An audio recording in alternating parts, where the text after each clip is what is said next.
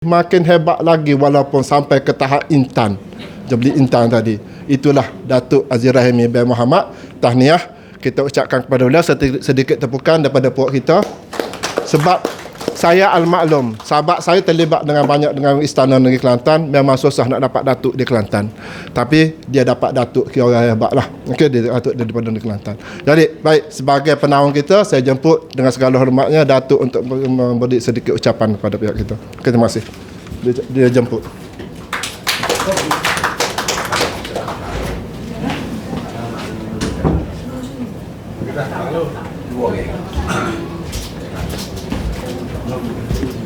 Mic tinggi kau ke saya rendah?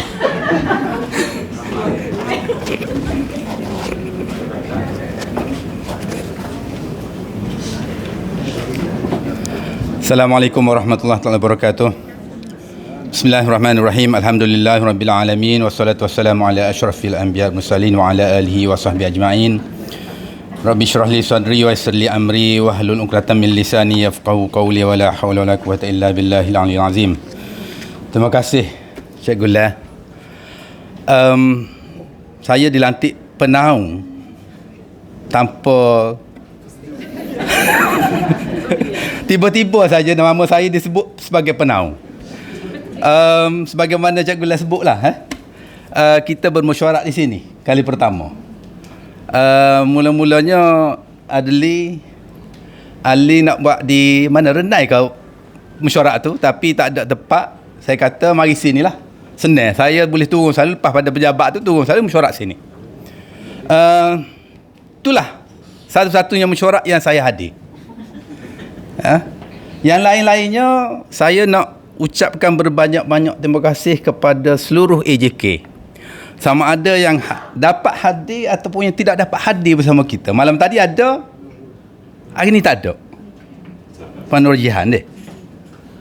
Dan hak lain-lain tu memang 100% serah kepada AJK dan semua ahli yang lain lah. Saya memang tak ada langsung. Tak ada lah dengan kerjanya, dengan gimari-marinya. Tapi follow lah dalam grup tu. Dalam grup AJK tu. Ya. Dan rasa terharu lah dengan sambutan yang kita buat ni, ramai boleh hadir. Terutamanya yang terharu tu kerana daripada Kuala Lumpur, daripada KL, daripada luar, daripada Johor, daripada semualah sanggup berkorban masa daripada tanah besar Cina pun baru sampai. Contoh Del. Memang amat-amat terharu dengan sambutan yang kita buat ni. Dan sebagaimana yang disebut oleh Cikgu La lah, 4 dekad. Ada di kalangan kita masing-masing jumpa seumur pun ada, tapi yang 4 dekad betul pun ada lah. Memang 4 dekad lah. Rasa Cikgu Salina pun saya rasa 4 dekad tak jumpa ni. Ramai tak jumpa lah. Inilah peluang kita untuk sekali lagi bersama-sama. Saya tak reti pantun, tapi dalam pantun tadi disebut dah. Mengusik rindu yang tersimpan panjang, macam-macam lah Cikgu La. Dia cikgu lain. Dia tak serupa saya solo bono gini je. Nak pantun tak reti.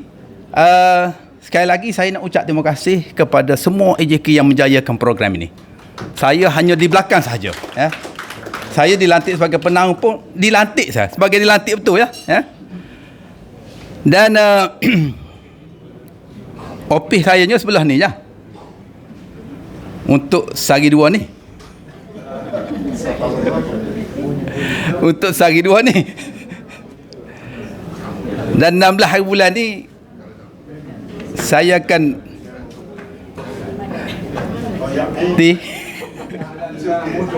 tahu dah. 16 hari bulan ni saya akan berpindah ke dalam Kota Darul Naim lah, sebagai timbalan SUK bahagian pengurusan. Ya.